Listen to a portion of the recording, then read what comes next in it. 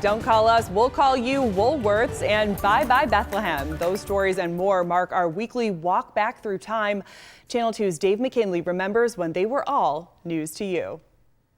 10 years ago this week, after the Bills had handed the keys to their offense to their rookie first-round draft pick, E.J. Manuel went down with a knee injury just a few games into the season. His replacement would be whom? This week's News to You pop quiz, do you recall who this is, who played the role of next man up under center, who, by the way, at the time was Eric Wood, and who would start several games in place of E.J. starting this week in 2013. Remember, this was back when funding was approved to turn this vacant parcel at Canalside into what you now know as the Explore and More Children's Museum. The first Trader Joe's opened in west of New York on Niagara Falls Boulevard in Amherst.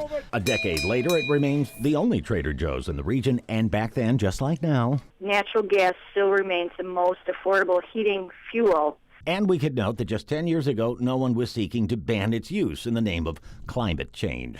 20 years ago this week, we consider H.R. 3161. This bill specifically authorizes the FTC to create a national do not call list, which, after being passed by Congress, was promptly signed by President Bush. Back in Buffalo, with another season concluded, the bleachers, which once stood behind the outfield at what was then called Dunn Tire Park, were being torn out to be replaced with the party deck that stands there today.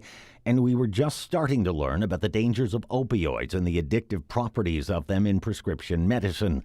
Much of that awareness was raised through a personal revelation of someone who stood as among the most popular Americans of the time. Remember? I will check myself into a treatment center for the next 30 days to once and for all break the hold that this highly addictive medication has on me. 30 years ago this week, it's an era that's going by. Woolworths, once one of America's largest retailers, announced it would be closing about half of its 800 stores, including ones in Hamburg and the Eastern Hills Mall. It's not fair to us. Don't like it. There are too many stores closing up. The good news for them, the Woolworths at Southgate Plaza in West Seneca, the one on West Ferry in Buffalo, and the one downtown would remain open. At least they did, until the entire chain went under 3 years later. 40 years ago this week came the end of the line. To me, it's been everything. I don't know what the people are going to do, but there's nothing you can do about it. When Bethlehem ended basic steel making at its Lackawanna plant after 80 years, marking the end of an era in Western New York's industrial heritage.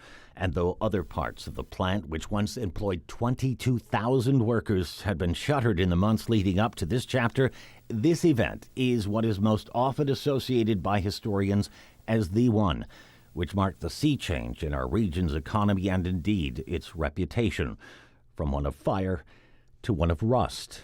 And it happened this week in 1983 when it was all news to you.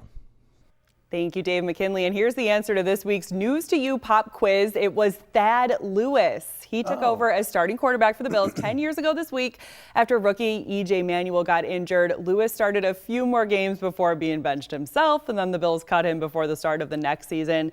Lewis, though, was part of 9 different teams during his NFL career, and today he's one of the quarterbacks coaches for the Tampa Bay Buccaneers. He started as a wide receivers coach for them, Patrick.